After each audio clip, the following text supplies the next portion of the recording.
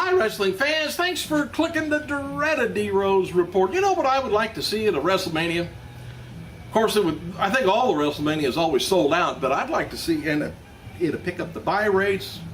Of course, you'd have sellout. I wouldn't mind seeing on the same show, I ain't going to see it, but Austin versus Punk, Batista versus Ryan, and Ryback versus Goldberg.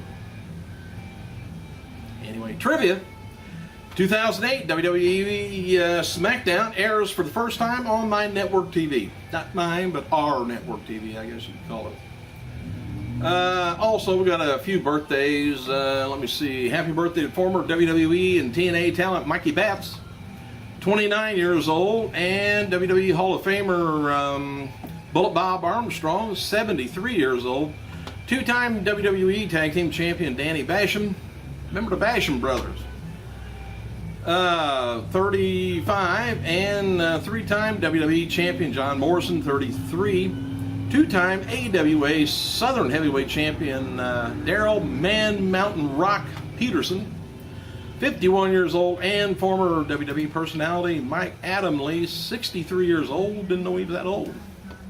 Apparently he probably does. Matt Hardy.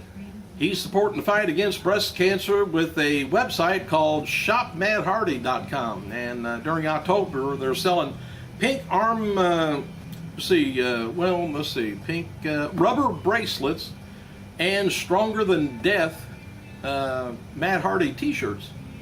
All the proceeds go to Breast Cancer Foundation.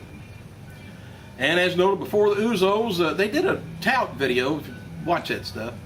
It gets old after a while. You only do like 40-something seconds, I think, less than a minute. Anyway, last night at a WWE tapings that showed Vickie Guerrero trying to recruit them. Vickie commented on her Twitter, Usos, of course, I can help you succeed.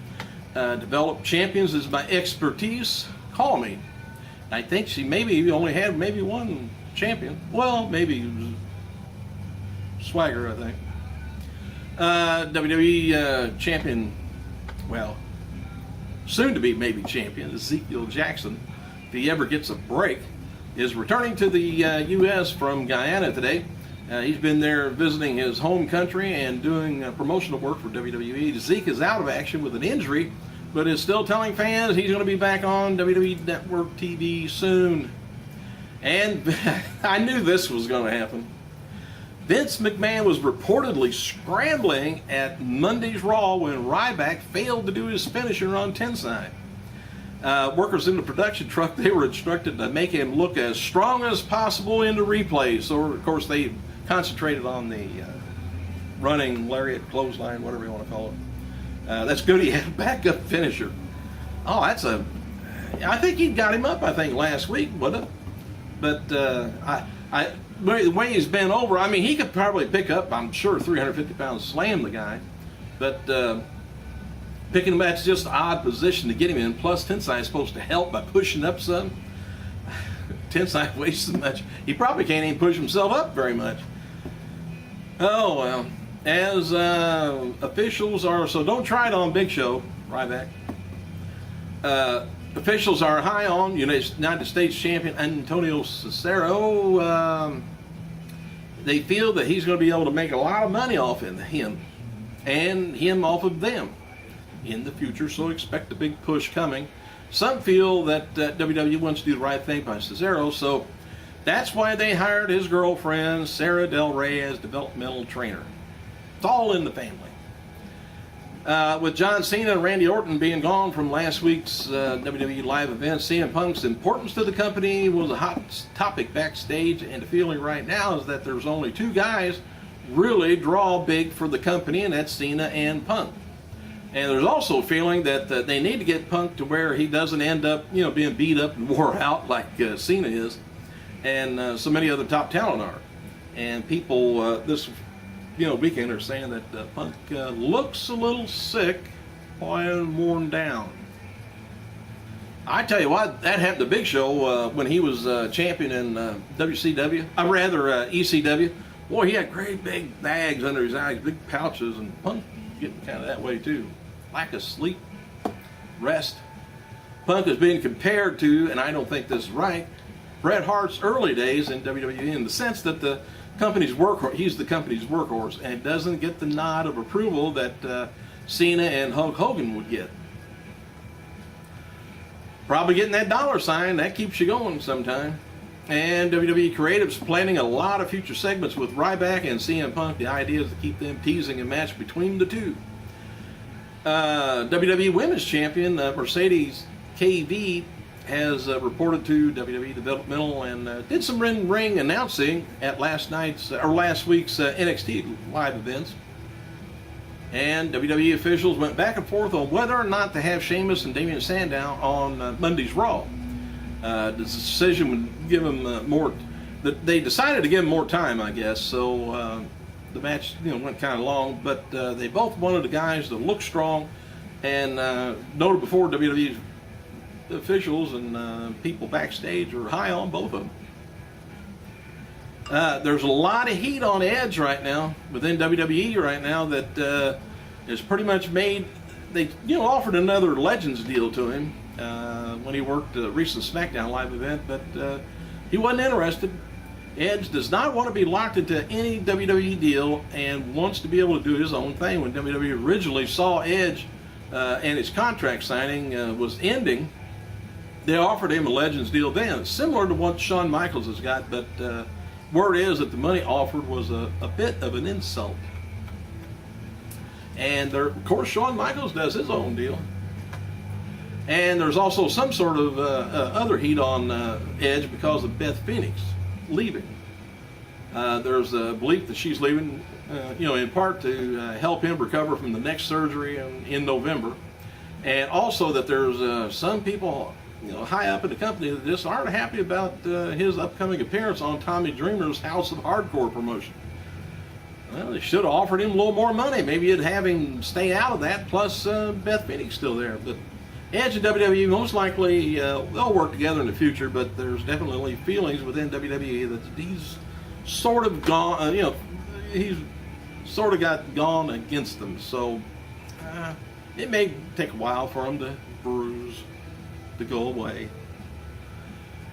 WWE manager AJ Lee's doing some promotional work for WWE 13 video game this week. Jim Ross revealed on Twitter that his segment was Punk was a high-rated quarter-hour segment for Raw. He tweeted, "Punk, my decision was high-rated quarter-hour on Raw.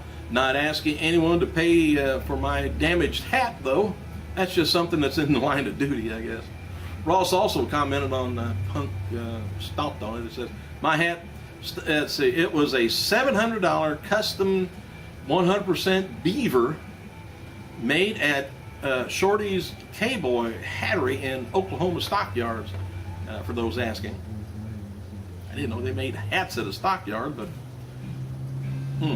Punk brings up Austin on Monday's Raw as started speculation about a match for WrestleMania 29 again. Sources insist that Austin's not going to be wrestling at 29. If he's going to wrestle again, it'll probably be at WrestleMania 30.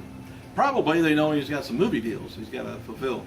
And the feeling is WrestleMania 29 will be built around The Rock and Brock Lesnar's special appearances, and Austin won't return unless he's top billed star, which that means he gets the more money. USOs posted the tout on last night's thing about Vickie wanting to join, but I can't see. Vickie's, I think, he's going to be losing Ziggler in a while, so we'll see what goes on there. Anyway, casting call for TNA's reality show, The Hero, hosted by The Rock, began yesterday, and rather, did I say TNA? It's TNT's reality show, The Hero. Anyway, hosted by The Rock, begins yesterday and runs until November 3rd. And for more information, just check out realitywanted.com. The casting call indicates that part of the show is going to be filmed overseas as participants have a passport for a 2.5-hour week adventure outside the U.S. I don't know anything about that part, that show. Matches for tonight's debut episode of WWE Main Event. Did you remember that? Tuesday is the only day we don't have wrestling on, so we can relax and stay home and visit with the honey. But anyway, the main event are CM Punk taking on Sheamus in tag team tournament with Zack Ryder and Santino Marella taking on Kid and Justin Gabriel. Main event debuts at 8 p.m. on Ion Network. Hope you got it. All right, WWE has changed lineup for tonight's premiere, as they originally announced that the tag team match would be Kingston and Truth taking on Young and O'Neal. The match has been moved to Friday's SmackDown. When you tape things, you can move it whenever you want. At Raw, hey, it's there or it's not there. Orton noted on Twitter that he's going to be away from, of course, filming for 12 Rounds Reloaded for up to a couple of months. And Ross is now confirmed to commentate on next week's Raw from Sacramento, California. JBL will also be returning next week. As soon as they get him off that mountain.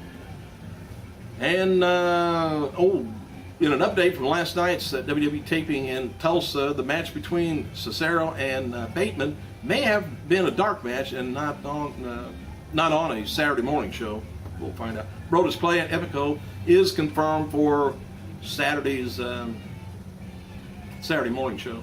The feeling between talents backstage last night's SmackDown taping was that taping Superstar, Saturday Morning Slam, Main Event, and SmackDown in one night is too much.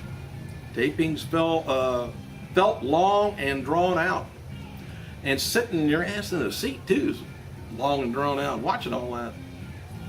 All right, WWE website, believe it or not, they've released a list of the top sordid love triangles in WWE history. It looks like this.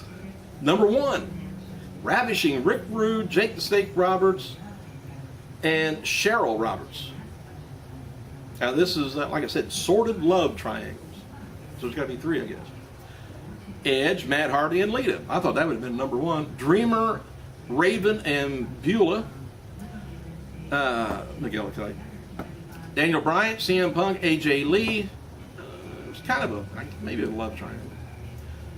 Hulk Hogan, Macho Man, and Miss Elizabeth, Edge, Big Show, and Vickie Guerrero. Shawn Michaels, Rick Martel, and Sherry Martel.